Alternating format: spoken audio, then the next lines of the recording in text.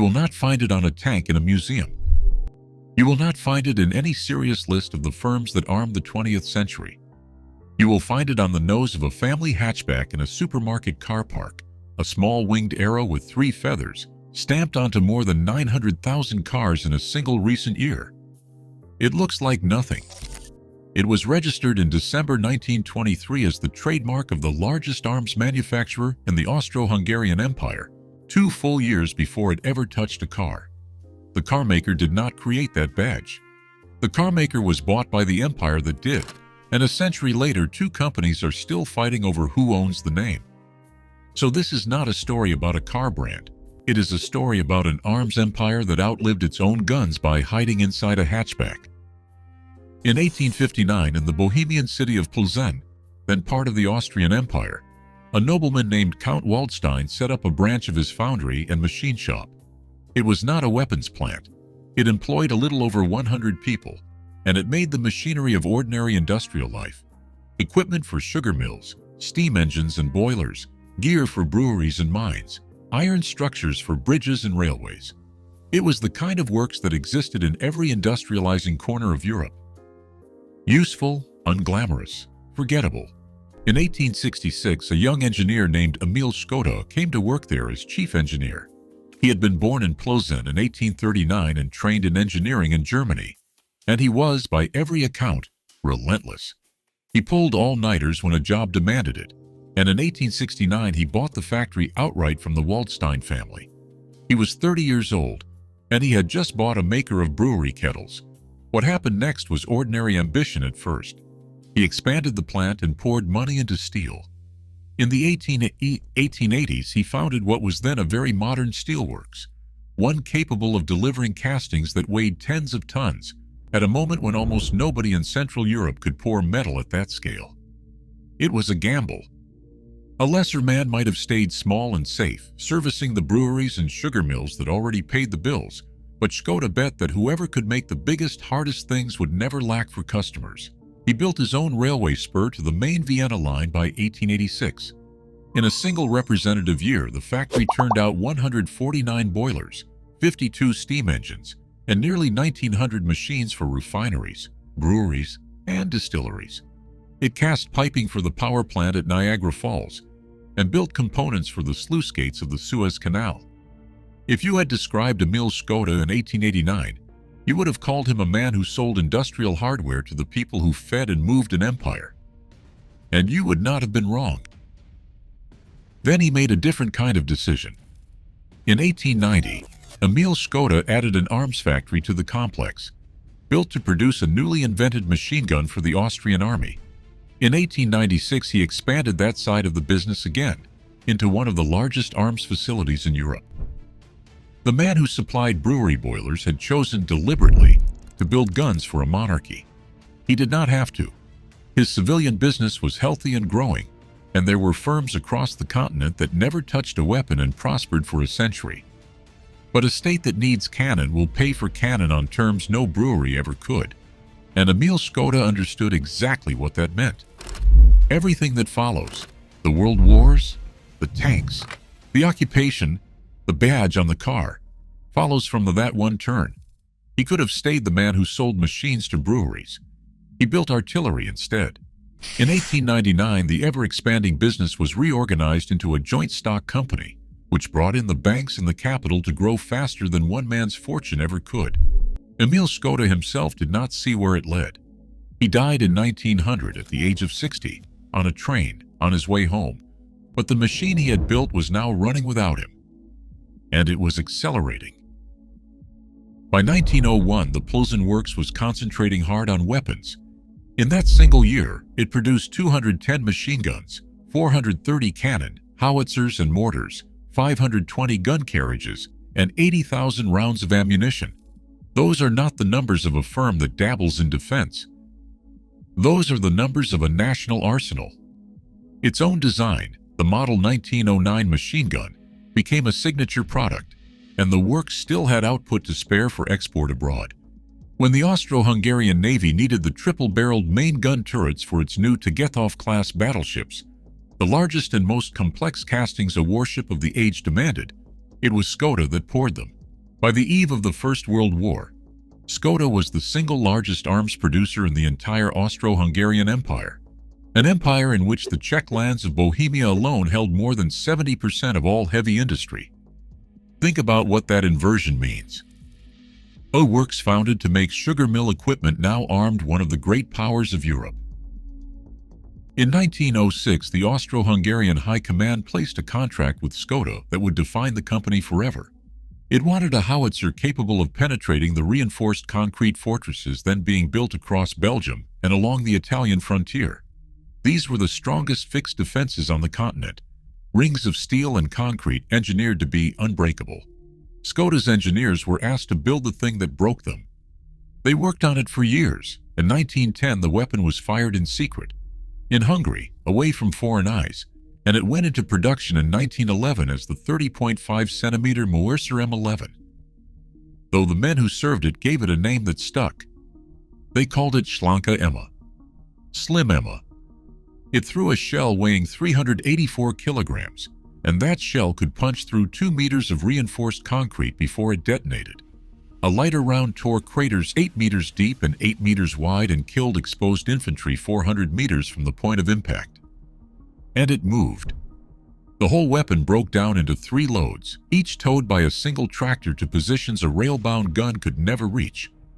At the outbreak of war, Austria-Hungary had 24 of them. In August 1914, 8 of these Škoda howitzers were loaned to the German army. They rolled west, and alongside Krupp's enormous 42-centimeter gun, the one history remembers as Big Bertha, they went to work on the Belgian forts at Liège, at Namur, at Antwerp. The forts had been built to hold for months. They held for days. The German Big Bertha hit harder, but it was chained to the railway, while the Škoda mortars could be dragged into position almost anywhere. In 1915, 10 of them supported the invasion of Serbia under General August von Mackensen, and they served on the Italian and Eastern fronts until the end of the war. Between roughly 72 and 79 were built before the armistice. The gun that was supposed to be impossible had made the strongest fortresses in Europe obsolete in a single month of 1914. The consequence went deeper than any one siege. For a generation, European strategy had rested on the idea that a modern fort could hold a line, that concrete and steel could stand in for men. Schlanke Emma, and the German gun beside it, ended that idea in weeks. Armies stopped trusting the fortress and started trusting the trench, digging into the ground for 4 years because the alternative had just been proven a death trap. Škoda had not only built a weapon, it had helped shape the physical form the entire war would take. By 1917, some 35,000 people worked at the Plzeň complex. Škoda was no longer a company. It was an institution of the state. And then the state it served ceased to exist. In 1918, the Austro-Hungarian Empire collapsed, and Škoda's entire reason for being collapsed with it. Its single largest customer, the imperial military, was gone. Its export markets were shattered. It was an arms giant with no empire left to arm. In the wreckage, Emil's son, Karel Škoda, sold the works for considerably less than it was worth and left for Vienna. The arsenal had survived the war that built it. Now it had to survive the peace, and the peace was harder. In 1920, the arsenal began teaching itself to make something other than weapons. Under the new Republic of Czechoslovakia, Škoda transformed from a pure armaments house into a sprawling, multi-field concern. It began building steam locomotives in Plzeň, then electric ones, drawing on precisely the heavy metal skill it had built pouring gun barrels. It made ships, aircraft, machine tools, and steam turbines. And in that scramble to reinvent itself, it went looking for a car maker. In 1925, that search led to a company in a different city that made a different thing entirely. In the town of Mladá Boleslav sat a firm called Laurin and Klement, founded in December 1895 by a mechanic named Václav Laurin and a bookseller named Václav Klement. Klement had gotten into the trade out of spite, after the German maker of his broken bicycle answered his complaint with an insult. They started by building bicycles, moved to motorcycles in 1899, becoming the first motorcycle factory in Austria-Hungary, and built their first car, the Voiturette A, in 1905. In 1907, they produced the Type FF, the first 8-cylinder vehicle manufactured in Europe. And within 2 decades, they had become the largest car manufacturer in all of Austria-Hungary. But the post-war collapse had battered them too, and in 1924 a devastating fire tore through the Mlada Boleslav factory. Laurin and Klement needed a strong partner, and only one option guaranteed that independent car production would continue. That partner was Škoda. The scale of the mismatch tells you everything. Laurin and Klement employed 1,125 people. Škoda in Plzeň employed more than 30,000. On September 12, 1925, the merger was approved. Shares exchanged at a ratio of 2-to-1. This was an arms empire absorbing a carmaker roughly 3% its size. And the cars began to wear a new badge. That badge was the winged arrow, and here is the detail almost every retelling skips. It was not designed for a car. It had been registered on December 15, 1923, as the trademark of Škoda Works, the arms and engineering firm in Plzeň. Before it ever appeared on an automobile, the arrow rode on the locomotives that Plzeň built. For a few years, the cars wore both marks together, the old Laurin and Klement wreath beside the new arrow, until the arrow went outright. The most famous car badge in Central Europe was, from birth, the mark of a weapons manufacturer. The cars simply borrowed it. In 1935, the arsenal turned back toward war. As the political weather across Europe darkened, the Czechoslovak army came back to Plzeň for the same reason the old empire once had. It needed to be armed, fast, against a Germany rearming in the open next door. Škoda designed a light tank, the LT-35, and the army ordered 298 of them, with a further 138 built for export to Romania.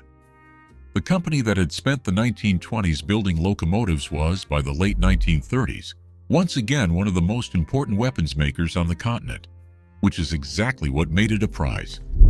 A young republic had rebuilt a first-class arsenal on its own soil, right on the frontier of a Germany that wanted precisely that. That arsenal should never have fallen into enemy hands intact. In March 1939, it did. Nazi Germany occupied what remained of Czechoslovakia, and the Skoda works fell into German hands whole. Skoda was folded into the Reichswerke Hermann Göring, the vast industrial conglomerate built to serve the German war economy, and the arsenal went straight back to doing what it did best. It armed an empire. This time, the empire was the Third Reich. The occupation handed the Wehrmacht roughly 470 armored fighting vehicles, among them 219 of Škoda's own LT-35 light tanks. And, more valuable still, the factories and engineers that built them. The Germans relabeled the LT-35 the Panzer 35 and drove it into Poland, into France, and into the Soviet Union. They made a point of keeping the Czech designs in production rather than swapping them for German ones, because the Czech designs were good, and soldiers in the field kept calling them Czech tanks even when a German-run factory had built them. Škoda's anti-tank guns entered German service under new designations. In July 1944, the Plzeň works began building the Jagdpanzer 38, one of the most heavily produced armored vehicles Germany fielded in the last year of the war. And in one transaction that captures the whole cold logic of the place, after the Molotov-Ribbentrop Pact was signed, the Germans took a Škoda heavy howitzer design and sold it to the Soviet Union. The same firm was arming both sides of a war that had not fully begun. The Allies knew exactly what Plzeň was. On the night of 16 April 1943, Royal Air Force Bomber Command sent more than 300 Lancasters to bomb the Škoda works. It was a failure. The Germans had built an elaborate decoy, a full wooden canvas replica of the plant, and the radar operators, flying far beyond the range of their best navigation aids, mistook a town 12 miles away and a large mental hospital for the target. The bombs fell on the wrong place. It took until the very end of the war to finish the job. On 25 April 1945, the last heavy bomber combat mission the American and 8th Air Force flew in the entire European war struck Škoda's armament works at Plzeň. The final American bombs of the war in Europe fell on the factory Emil Škoda had built to make brewery boilers. When the war ended, Czechoslovakia nationalized everything, and the conglomerate was broken apart. The car division in Mlada Boleslav was cut loose from Plzeň and reorganized as a separate state enterprise. Two halves of one company, severed by a government, going their own ways under one shared name, which raises the question the rest of this story turns on. When they cut the company in two, who kept the name? The answer is the hidden mechanism of this entire story, and it is not about cars, and it is not about guns. It is about a trademark. Go back to that date, 15 December 1923. The winged arrow was registered to Skoda Works, the arms and engineering firm in Plzeň, not to the carmaker. The carmaker did not even exist under the Skoda name until the 1925 merger handed it a badge that already belonged to someone else. And when the Czechoslovak state nationalized the conglomerate and split off the car division, the historical rights to the Skoda name and to that winged arrow did not follow the cars to Mlada Boleslav. They stayed with the Plzeň engineering lineage, the direct descendant of the arms empire. This is the part that rearranges everything you thought you knew. When Volkswagen bought into Škoda Auto in 1991 and turned it into the fourth brand of the Volkswagen Group, it took an initial stake and owned the carmaker outright by 2000. The Plzeň engineering side, the one that built streetcars and heavy machinery, was handled in an entirely separate transaction that Volkswagen had nothing to do with. So Volkswagen bought the carmaker.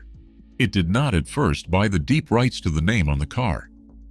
Most of the historical rights to the Skoda name and the winged arrow remained with Škoda Plzeň and its later owners.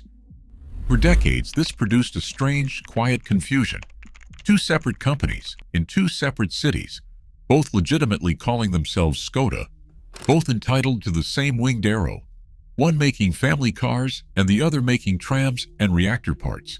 And decades after the takeover, in 2022, Volkswagen's Škoda would finally have to strike a deal to buy those rights. So the emblem you thought belonged to the car was never really about the car. It belonged, from the day it was drawn, to the empire that made the guns. Follow that lineage into the present, and you find it is not a museum piece. It is still operating, and it is still consequential, right now.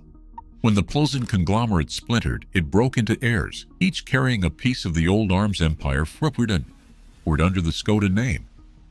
One became Škoda Transportation, which builds the trams, metro trains, and electric locomotives that move cities across Europe. Owned since 2017 by the Czech investment group PPF, it employs several thousand people, turns over tens of billions of Czech crowns a year, and competes head-to-head with Alstom, Siemens, and Stadler for the rail contracts of half the continent.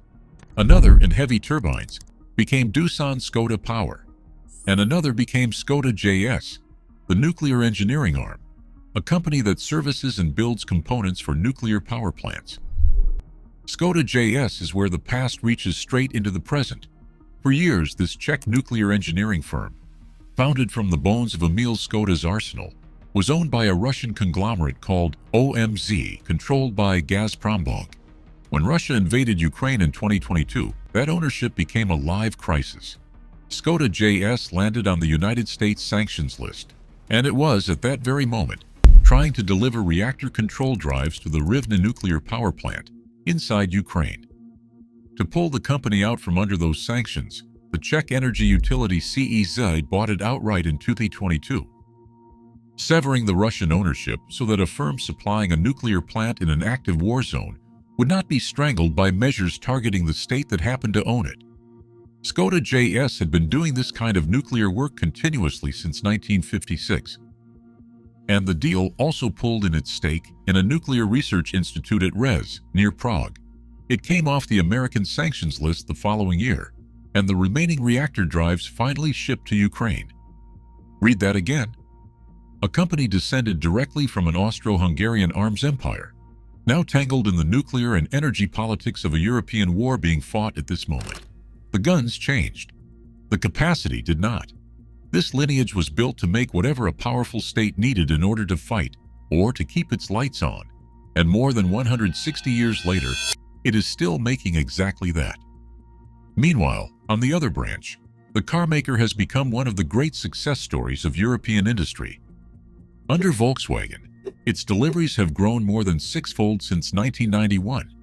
It sells in close to 100 markets, and it delivered more than 900,000 cars in 2024, with India built up as a whole second pillar outside Europe. Almost none of the people who bought one of those cars had any idea what the badge on the hood used to mean. The guns were never the point. The capacity to build whatever an era demanded, that was the point, and it is still building. Which brings us back to the winged arrow one last time. Under the settlement signed in 2022, the industrial heirs of the arms empire in Plosen may keep using the winged arrow only until 2029. After that, they must take a new name and a new symbol, unveil it at a rail trade fair in 2028, and hand the badge over entirely to the carmaker. They have already hired an agency to find a word to replace Skoda. The company that invented the mark will surrender it. The company that borrowed it will keep it. The arrow was never really about the car.